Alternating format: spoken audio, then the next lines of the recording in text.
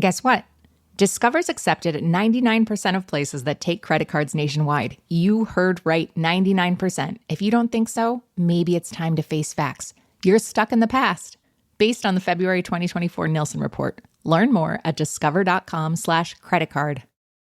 Gretch, you know I am really trying to be healthier, and I am succeeding, I want to say.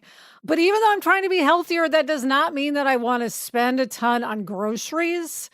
But what I have found is that at Whole Foods Market, you can save every day, even without a sale. You can find these great prices in-store and online. Shop Whole Foods Market on Amazon and get free pickup and convenient delivery on all your wellness journey essentials. Terms apply. Save on your wellness routine with great everyday prices at Whole Foods Market. Lemonada.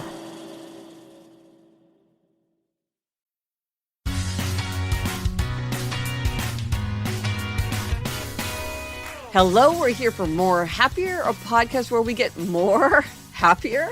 Today, I'm sharing my conversation with David Duchovny on his hit podcast, Fail Better. I love this show and the depth of his conversations with his guests, and I was so excited to get the chance to talk to him. He's philosophical and deep, and I really appreciated his curiosity and perspective on all things happiness. Here's our conversation.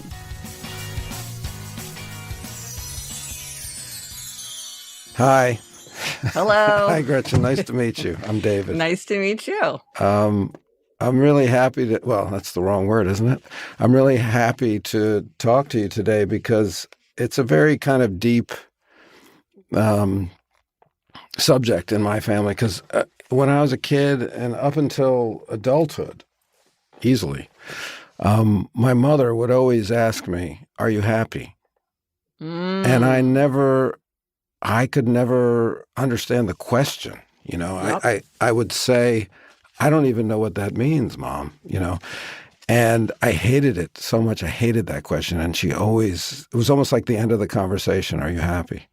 And then. And do you think it was like you're only as happy as your least happy child? So she wanted to know if you were happy so she could be happy? No, she was Scottish. So she knew all her children. She knew all her children were miserable.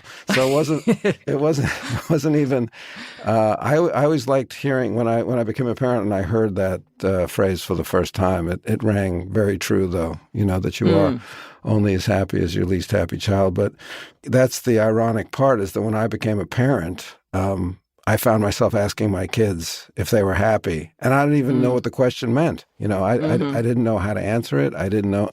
And yet something genetic in me went, oh, I've got to ask my kids if they're happy or not. And I realize in going over a lot of your work, that you kind of shy away from a definition of happiness. You know, it's this kind of pivotal word. It's the crucial word in your work. And yet you're not going to define it, are you? Mm-hmm. Yep. That's true. You won't define it for me. No, because I feel exactly the way you do. When people say to me, "Are you happy?" I feel like my brain melts. I'm like, I don't even understand how to think about it because it's like, rate yourself on a scale of 1 to 10. What does that even mean? Because sometimes we're happy and unhappy at the same time. Like, how do you weigh things that make you happy in the long term, but make you less happy in the short term? So this is why I don't. There's something like 15 academic definitions of happiness. And I sort of think everybody should just find what works for them. Peace, joy, satisfaction, well-being. There's so many ways to describe it, but I think for the average person, I find it more helpful to think about being happier. Whatever being happy means for you, for David, for Gretchen, if you do a certain action this week, this month, this year, is it going to make you happier? And I think most of us have a sense of like when we're moving in the right direction, but what it means to be happy or achieve happiness, I feel like that's really confusing. But if you just think about, well, what would make you happier? Well, that feels very concrete and manageable. So That's why I think like just define it for yourself, but just move in the right direction. And I think also what you're getting to is an important point, because when you're speaking, I'm reminded of, you know, we might be the only culture that's ever asked ourselves that or has said, hey, we deserve to be happy. Where is our happiness? That somehow we were promised this thing called happiness. I don't know. I think that's a relatively modern kind of a feeling. Well, many cultures throughout time have looked at it. And here's the thing, which I always think when I hear that argument, is like, it almost seems like people think, well, it's not appropriate to think about being happy. But I'm like, what would be more appropriate to think about having a life? Because also a life of happiness is not a life of hedonic self-indulgence. No, I think it's the opposite. I think where the confusion happens is, and I think the ancient wisdom and the ancient addressing of this issue was more of what is a life well lived, as opposed to what makes me happy or what is happiness. But then we get into the definitions again. Yes, I know, exactly. Happiness might be a life well lived, indeed. So for sure. But what I wanted to get to was that idea of, I don't know if I want to call it like a selfishness, because I think that often my sense of happiness, exactly what you were saying, it's not hedonistic. It's the times when I have felt most happy, in whatever that means, is when I've been connected outside of myself, when I've been connected, whether in service or in community or in self-abnegation, really. There's a certain kind of happiness in getting your mind off of your goddamn self. Yes. And what the trick that you're talking about that's interesting is that in order to get to that point, first you've got to really focus on yourself. There's this kind of like, it's not a bait and switch, but it's like, okay, you're thinking too much about yourself. That's why you're miserable. My antidote is we're going to think more about yourself. Yes. Absolutely. This is very confusing. You put your finger right on something that confused me for so long when I began my study of happiness. And this is how I frame it. See if this works for you. Okay. Because two things are true. One of the best ways to make yourself happy is to make other people happy. And that's absolutely true. It's one of the nicest things about human nature. One of the best ways to make yourself happy is to make other people happier. And what's also true is that one of the best ways to make other people happier is to be happy yourself. Oh, yeah? Because when we're happier, we're more able to turn outward and to think about the problems of other people and the problems of the world. We're more likely to volunteer. We donate more money. We volunteer more time. We're more likely to help out if somebody needs a hand.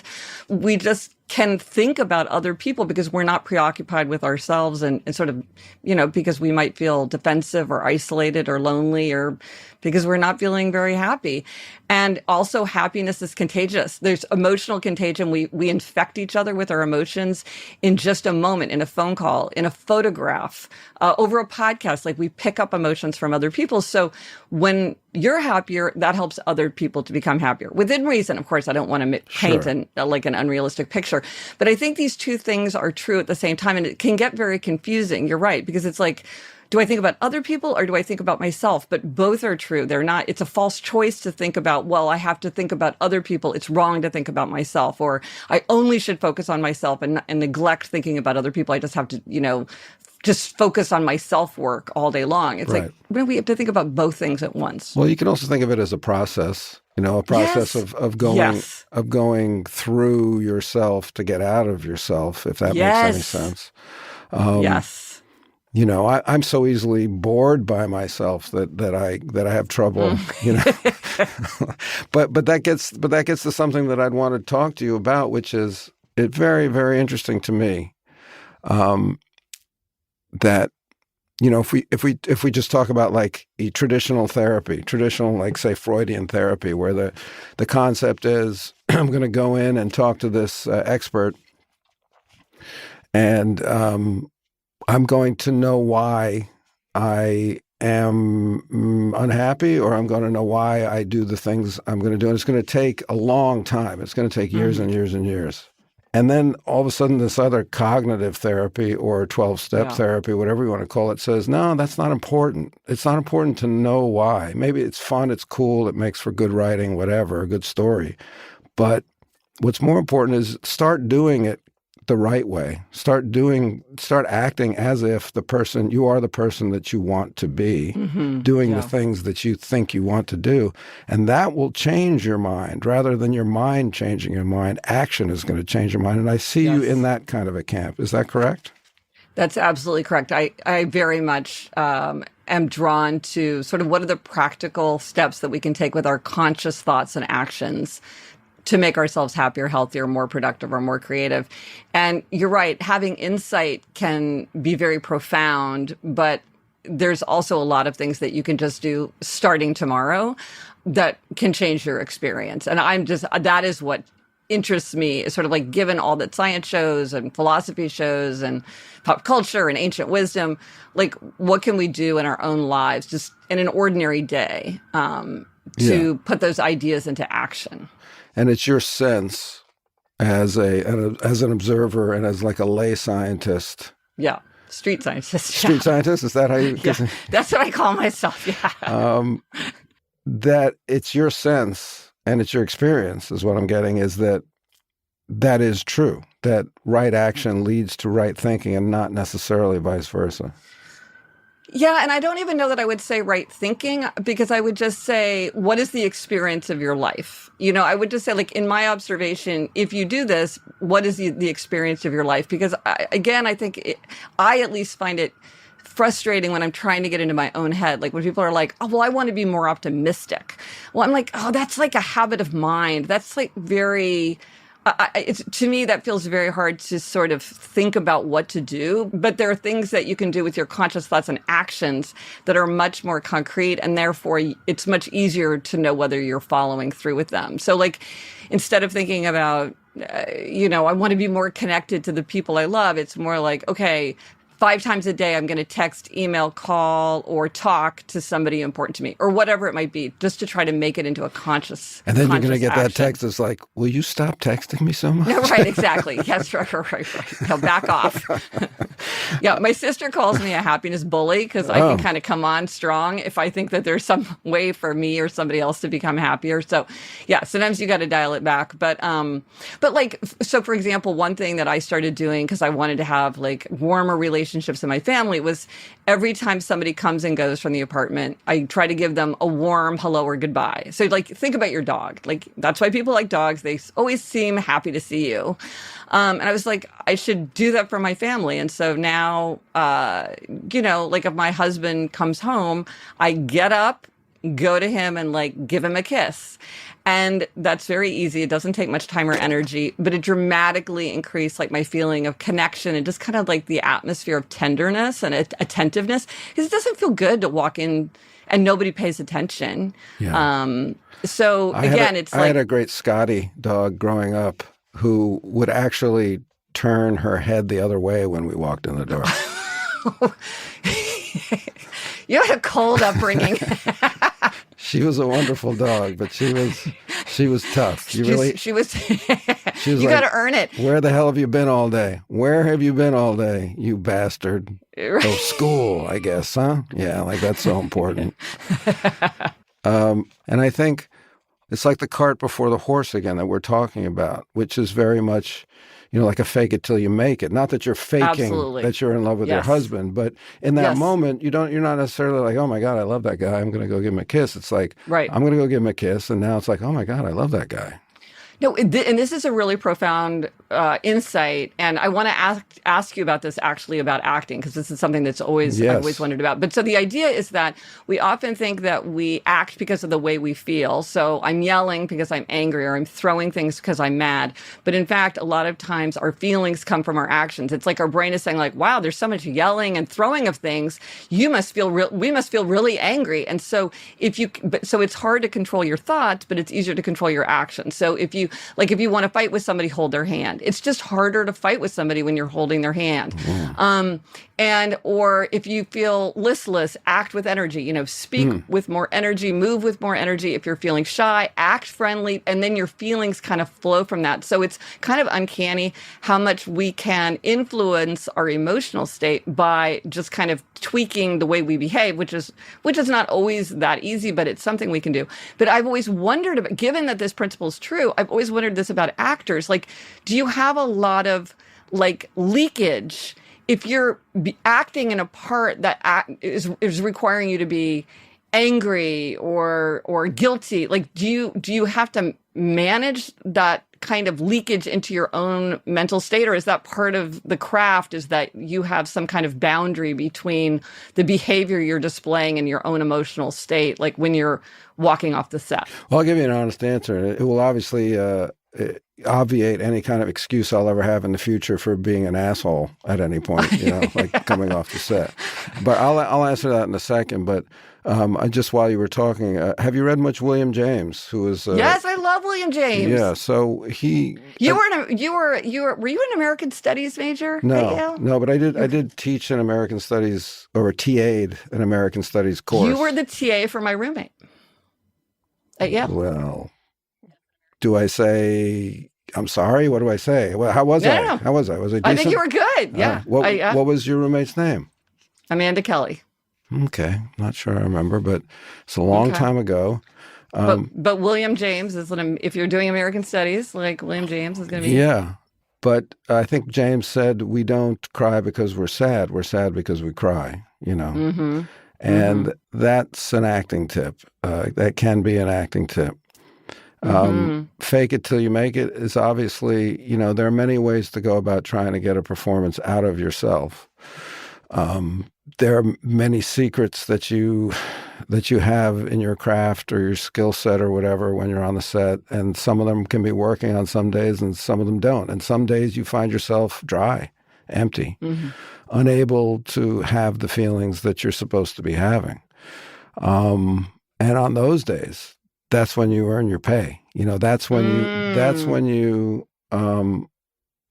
fake it till you make it. That's when, I will do a scene, at a really high volume just to get my energy going, just to get my anger going, if that's a necessary thing.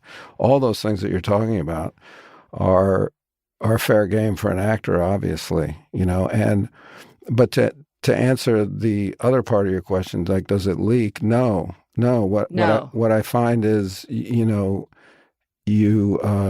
get it out. You deal with whatever it is. I don't find that it continues to make me respond. Maybe there's a bit of a cooling off period on a drive home or whatever, but in general, the experience that I've had with the overflow of great emotion when I'm working on those particular characters or days is great relief, great kind of satisfaction. Sort of a catharsis, kind of. Yeah. I hesitate to say therapeutic because I don't like to portray actors as people that are, undergoing their own personal therapy in front of other people for a living. But these are feelings. We're talking about feelings, and maybe happiness is a feeling. Maybe we have to identify it as that. And feelings are not facts. Feelings flow. Feelings, and I know what you're doing is trying to give people agency, and that's a good thing. But I think there's a limit, just as you would say, just as you say, there's a limit to happiness, personal happiness. Is another thing I found fascinating in your work is that, because you're dealing with happiness, which is such a big, broad concept, but you also say at some point, it seems that people have a ceiling. Mm-hmm. Well, what the actual scientists say is that about 50% of happiness is genetically determined. Then about 10 to 20% is something called life circumstances. So that's things like health, income, marital status, occupation, education. And then the rest is very much a product of our conscious thoughts and actions. So what I would say to you is maybe you're a person where your natural range is 4 to 7. And then somebody else's natural range might be 7 to 10. But those bastards. I know, and we bastards. see those people. We see those people. I know exactly what you mean. And so I think the question for each of us is: given my nature, given my circumstances, am I doing everything that I can within my conscious thoughts and actions to push myself up to the top of my range instead of letting myself drift down to the bottom of my range? Because if you can be at a 10, maybe you don't want to be a 7, and if you can be at a 7, you don't want to be at a 4. Why would it be? I mean, and this is complete conjecture. Why would it be that we have different capacities for happiness? What would be this is an impossible question. I didn't think to ask you this or myself, but what's the evolutionary business behind happiness and whether or not we can attain it and keep it? It just seems that evolution thinks it's good to have a range. It's good to have a wide range of temperament, and that sometimes it's really good for people to be very neurotic, and sometimes it's good for people to be, more, ebullient. And then each of us gets our own particular cluster. And then, of course, our context matters, our upbringing matters, culture matters. So many factors health matters, all these things come into play. And we'll be right back with more of my conversation with David Duchovny from the podcast Fail Better. Are you still quoting 30-year-old movies?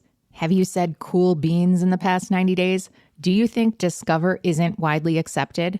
If this sounds like you, you're stuck in the past. Discover is accepted at 99% of places that take credit cards nationwide. And every time you make a purchase with your card, you automatically earn cash back. Welcome to the now. It pays to Discover. Learn more at discover.com/creditcard, based on the February 2024 Nielsen report. Gretchen, I am really trying to be healthier, and I am succeeding, I want to say. But even though I'm trying to be healthier, that does not mean that I want to spend a ton on groceries. Yeah. What I have found is that at Whole Foods Market, you can save every day, even without a sale. So I look for the yellow low price signs that will call out some of their most competitively priced items. And that can be chicken, ground beef, and so much more, so that I know I'm getting the best food, but I am not paying through the nose. Right. It's the combination we all want, which is really good prices and also really good quality products. Their house brand, 365 by Whole Foods Market, has tons of essentials at daily low prices as well. You can find these great prices in-store and online. Shop Whole Foods Market on Amazon and get free pickup and convenient delivery on all your wellness journey essentials. Terms apply. Save on your wellness routine with great everyday prices at Whole Foods Market. Welcome back. Here's more of my interview with David Duchovny from the podcast Fail Better. I think in your personal life, it's very interesting to me. You come from your family business, which is law, right? Is that correct in saying? I mean, your dad. I don't. Yeah. My father was a lawyer. Or is a lawyer. Is a lawyer. And once a lawyer, always a lawyer. I have found, having gone to law school, it shapes you. Okay. Like being raised Catholic, it's with you forever. All right, I accept that. Not having gone to law school, but I relate to that so much on a personal level because I didn't go as far as you because you were clerking for the first woman to serve on the Supreme Court. I mean, you were not just a lawyer. You were a successful lawyer on her way up. So it wasn't like, you know what, I don't really like practicing law. This isn't really, I gotta write. It was, I'm a superstar right now. How old were you? Like 27, 28. Yeah. Let me say you're a superstar. It seems to me, I don't know anything about it, but if you're clerking for the first Supreme Court justice who's a woman, and you're a woman and you're 27, you're a superstar, and you decide, I'd rather fail at writing than I would to succeed at lawyering. You were really courting failure there, So where did that come from? Aside from some small voice inside you that was saying, these clothes don't fit. Yeah. And also the stakes for you of throwing that away, which is how it was presented to me when I did it. You're throwing something away. You're throwing away something you worked so hard to do. Well, I think I don't regret having gone to law school. I had an amazing experience. But I will say that I do, looking back on it, feel like there was a failure at the time to think about, well, what do I want? I was just one of these people where I was like, I don't know what to do with myself. So I'm really good at reading and writing. So why don't I take the LSAT and see how I do? Oh, I did well on the LSAT. Why don't I apply to law school and see where I get it? Oh, I got into law school. That seems cool. I'll go there. Oh, what you're supposed to do now is apply for a clerkship. Okay, I'll do that.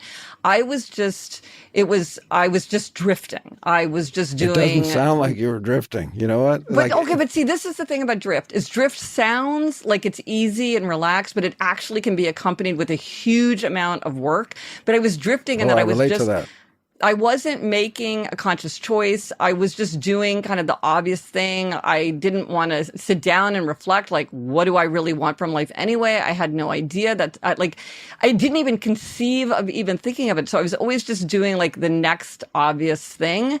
So I never really stopped to think about what I wanted. So I just kept doing the next obvious thing, and then it would work out great. So then I would do the next obvious thing. And then I came to the end, and I was like, well, what am I going to do now? And I was like, I have no idea. And I was surrounded, because I was clerking, I was surrounded by people who loved law. They wanted to talk about law at lunch. They wanted to talk about law on the weekends. They were randomly talking about cases that they read in their free time. They were reading law journals for fun. These were people who loved law. And I was like, oh, I don't love law. Right. I was just good at doing what I needed to do. So you're talking about passion now. Well, and I'm just saying that, like, I wasn't even at the passion level. I wasn't even like, what kind of thing are you interested in?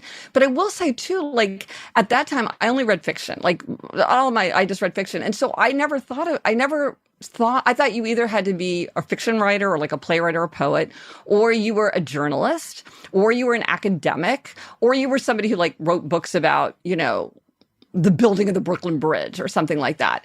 And it took me a long time to realize, like, well, no, there's a place for me writing nonfiction, because I'm not a storyteller. I couldn't write fiction. I knew that. Well, why?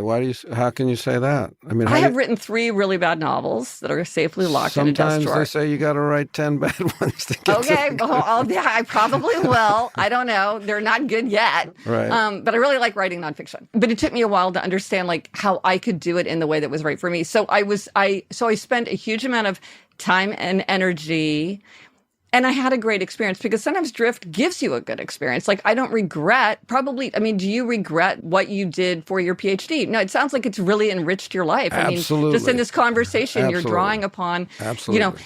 So sometimes we do things. You've said in other places that you're a mastery addict, or you love mastery.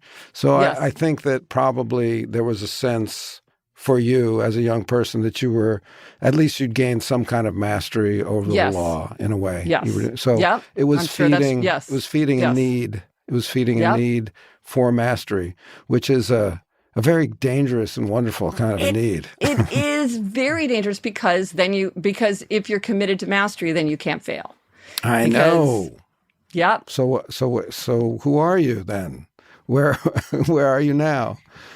I'm always saying, enjoy the fun of failure. Like, let things fail. Like, things won't work out. Things aren't going to go well. And if you're not failing, you're not trying hard enough. Like, I have all these aphorisms that I invoke for myself to remind myself that, because you're right. Otherwise, the shame. It's interesting. I don't know if you've experienced this, but sometimes when I talk about failure, the fun of failure, people will say to me, like, oh no, like, don't consider it failure. You've got to like reframe it and see it in this whole other way. And I'm like, no, that's exactly wrong, because I want to say it's okay for it to be a failure. I can say it's a failure, and that is fine. I don't need to pretend like it's just a success in a different outfit. Like, it's okay for things to be failed.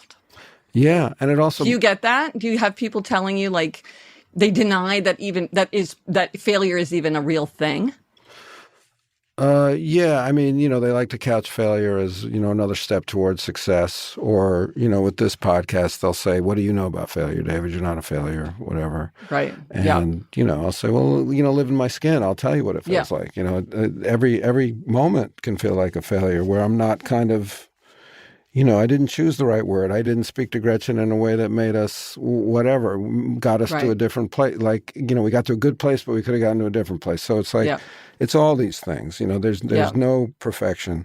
There's no real mastery, but there is this kind of undying apprenticeship that I do enjoy. Yes.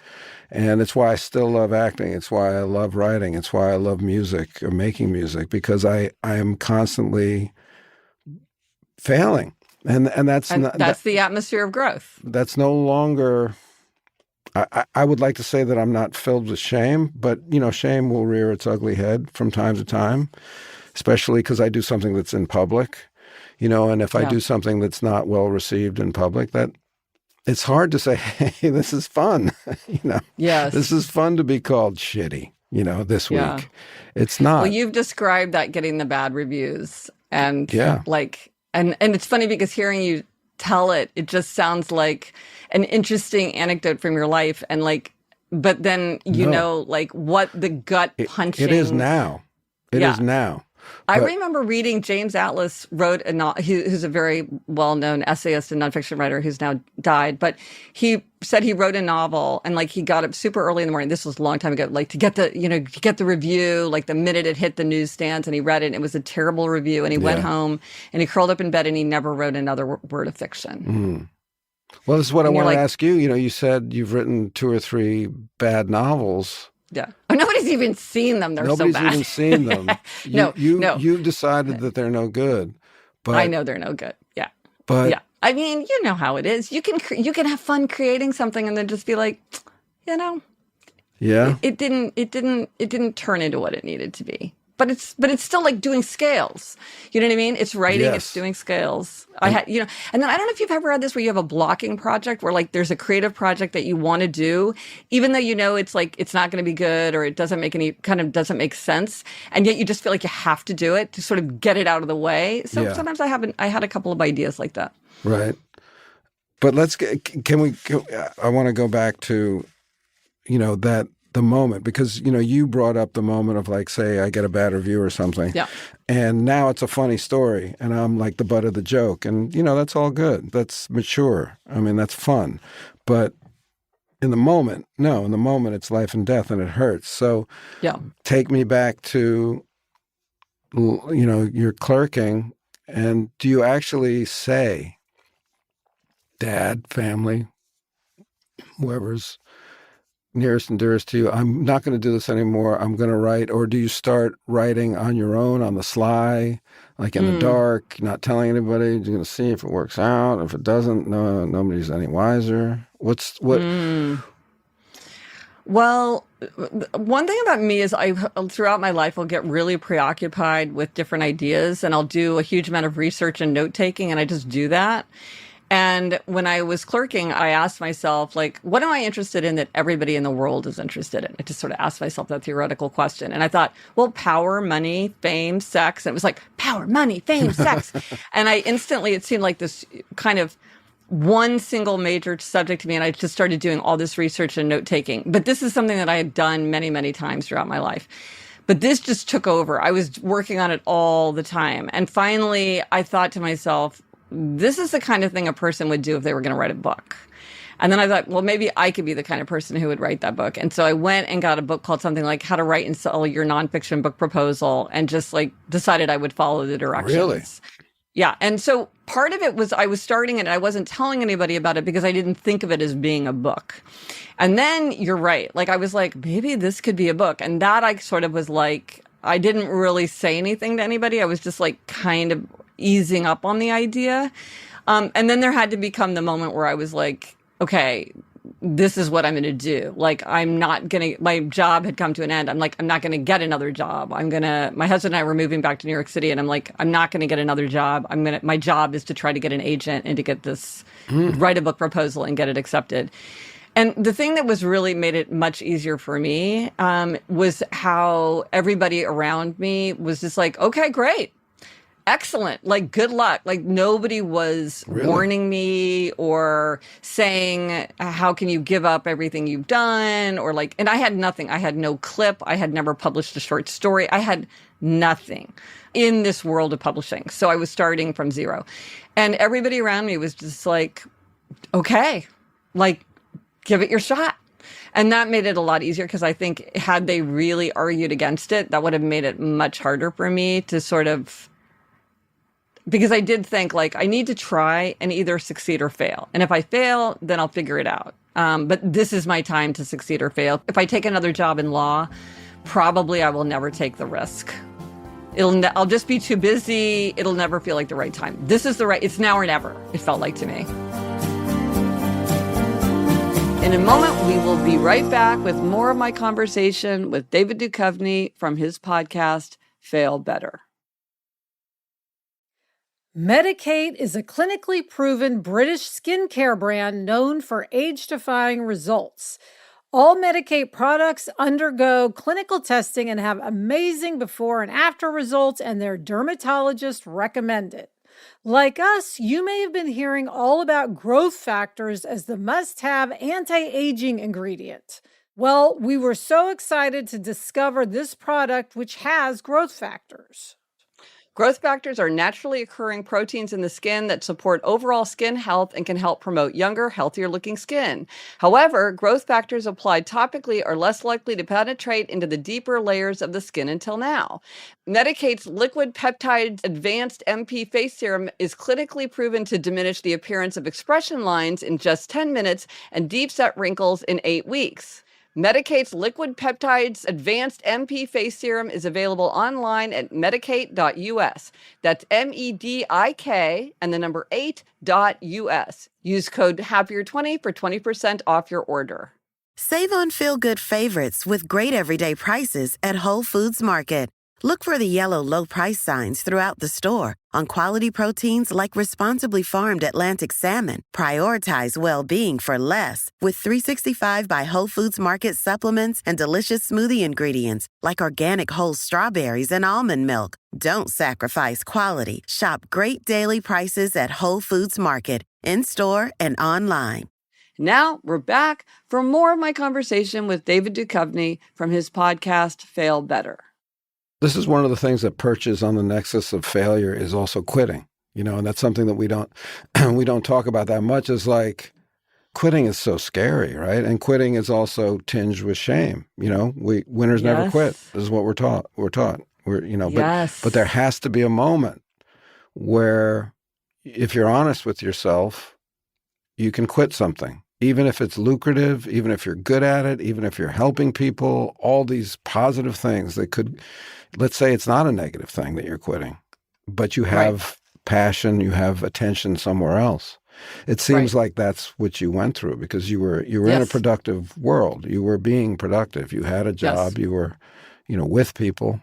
You were a productive member of society. You were gainfully employed, and you quit.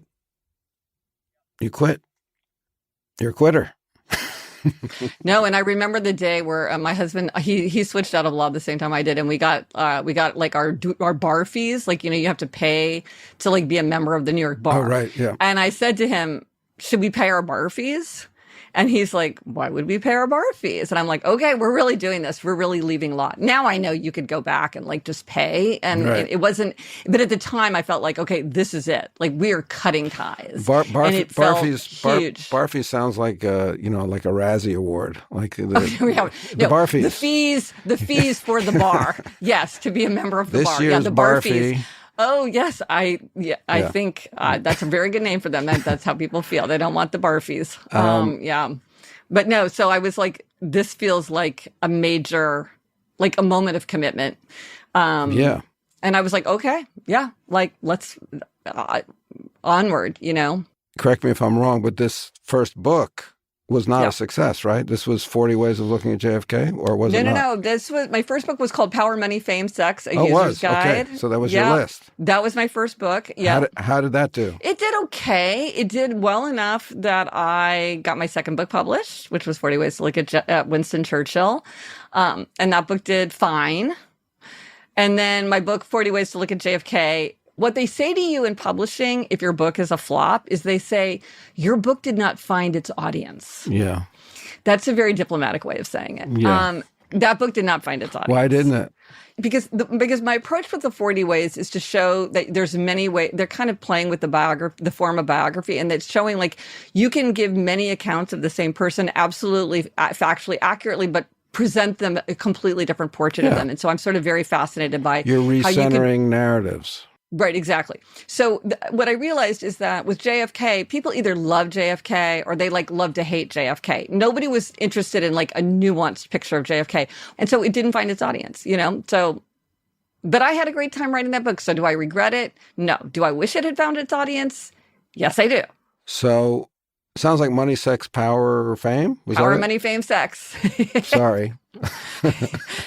Power, money. Even my agent can never get the order right. Power, money, fame, sex. They get it? Power, money, fame, sex? Power, money, fame, sex. Yes. Sounds like it might have been similar to what you're known for now. It sounds like it was more of a sociological kind of approach.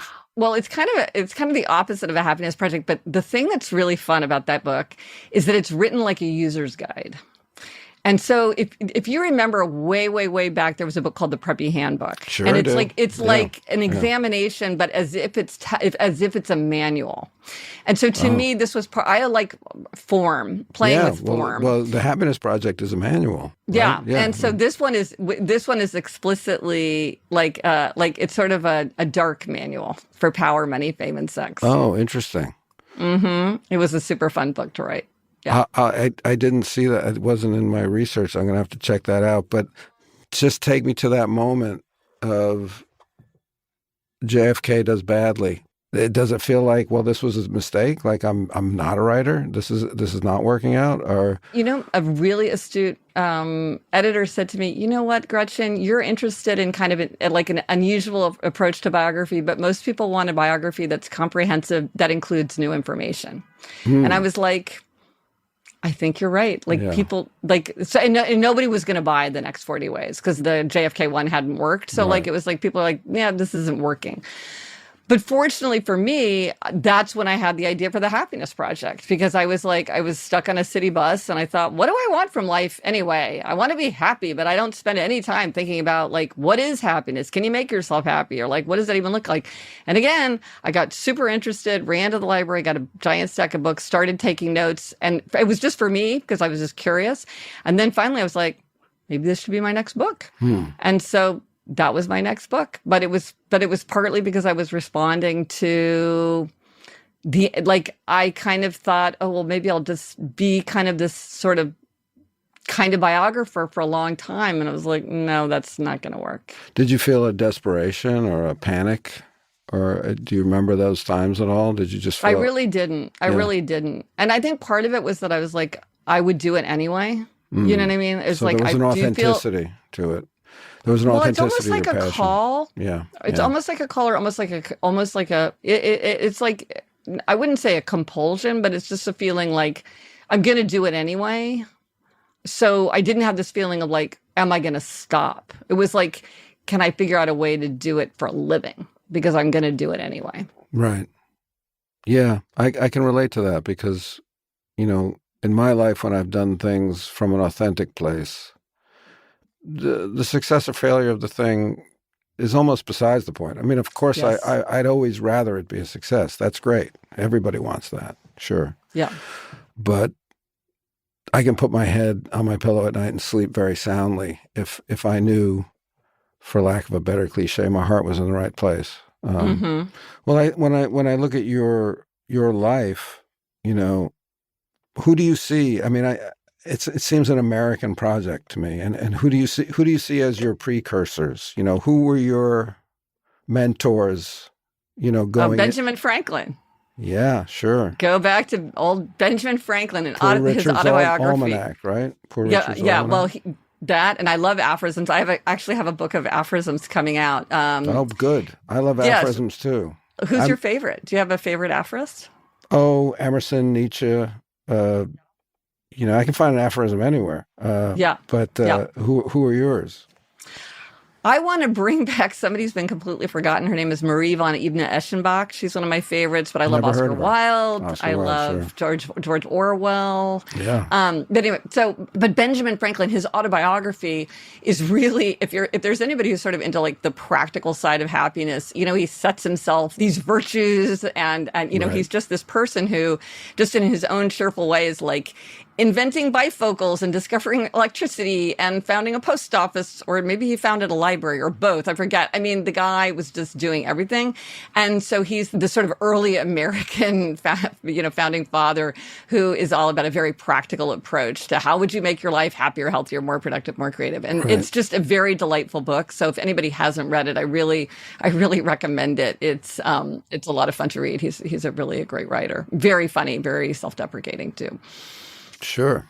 But going back to precursors, I don't mean this in a negative way, although I think people think of him negatively now, but there's a little bit of B.F. Skinner in there. It's like conditioning.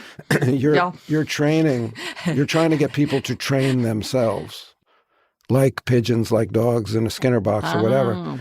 And I'm not one of these people that thinks human beings are, the great shit and everything. It's like, I think we're animals. And I think if you're talking about training to make an animal more happy, well, okay, I'm open, but I think what I heard in kind of the list making and the, you're very kind of, I don't know the word, but rigid.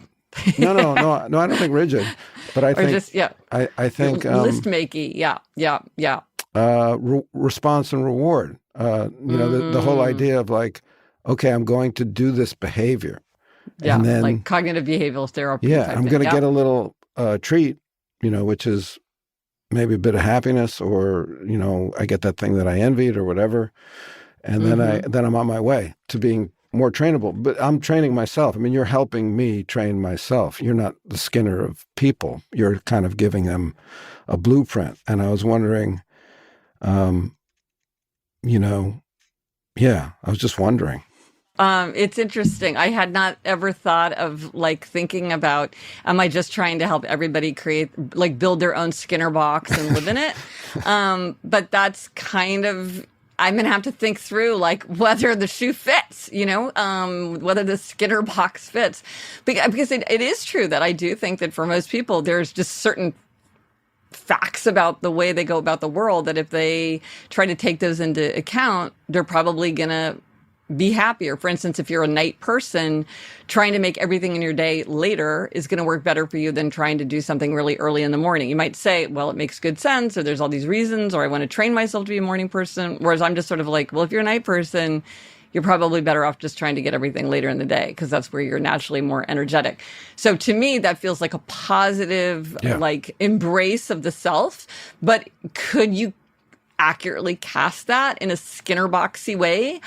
I kind of think you probably could. So, yes, we could frame them differently. We could frame these strategies differently. Yeah. The last question I'll ask you is, I do so much reading for this podcast, just reading around, and I trust the kind of serendipity of something coming into my purview just this morning, which has nothing to do with you, but I think it must, because it came to my attention. And I think it makes sense from what we were just talking about. But Mike Nichols said, what did he say? Oh, shit, I had it written down somewhere. But it's basically like, the gist of it is your act becomes your prison in a way, your act. Interesting. And you it's not prison. It's not as negative as that, but it's something like that. And I'm such an idiot for not. It's such an easy quote to remember, and I forgot it. But anyway, you get the idea. Yeah. And now you're fabulously successful. You've got podcasts, you've got school, basically, workbooks, and actively engaged in this happiness project. Do you feel imprisoned by it at all? No, I really don't. No, I mean, people always say, do you feel like you have to be happy? I'm like, no, I don't. No, not that you have to be happy, but this is Do I feel your stuck work. in it? Oh, well, the thing about happiness is that, like, I interpret it so broadly that it's like, okay, now I want to write about 5 senses. Yeah. Or I want to write about the empty nest. I'm like, I'll write about that. Like, happy, like anything, anything that I'm interested in basically can fit in. So I find it very satisfying and that, like, everything's sort of building. And I feel like I have a base on which to understand more. So I do feel like I am growing in terms of deepening my understanding, but I feel like there's enough room that, like, if I was going to write about habits, like I wrote Better Than Before, which is all about the 21 strategies of habits. I loved writing that book. I love talking about habits. Like, it's one of my favorite subjects. But if everything that I did was about habits, if it wasn't just like one thing amongst several things, I think I would get pretty tired of it. Your act becomes your enemy. That's the quote. Your act becomes your enemy. Your act becomes your enemy. You know, and as an actor, you know, you can get typecast certain ways, whatever. I mean, well, sure. You can, or in life, you know, what we do so well can trap us. You know, this is the flip side to the fear and the shame of failure is the trap of success.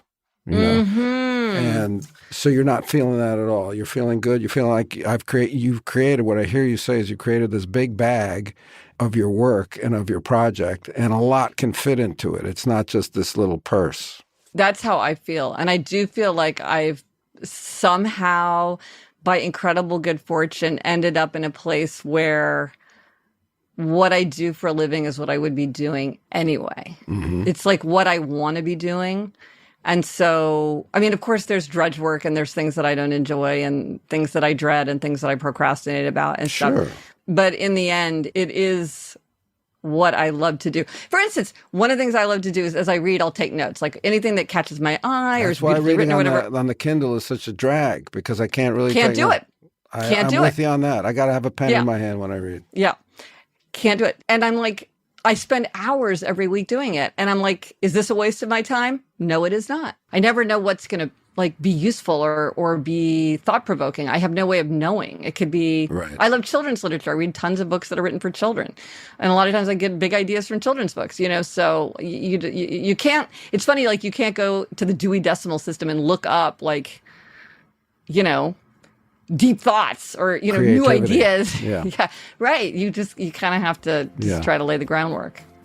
Thank you, Gretchen, for talking to me today. It's been a pleasure. And thanks for putting up with me.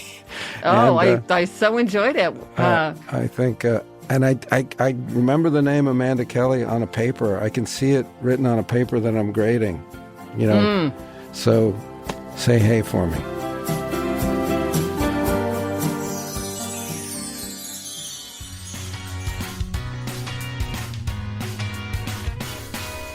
Well, hope you're feeling happier after this episode. I love this conversation with David Duchovny, and I hope you do too. Remember, the best time to start a happiness project is 20 years ago. The second best time is now.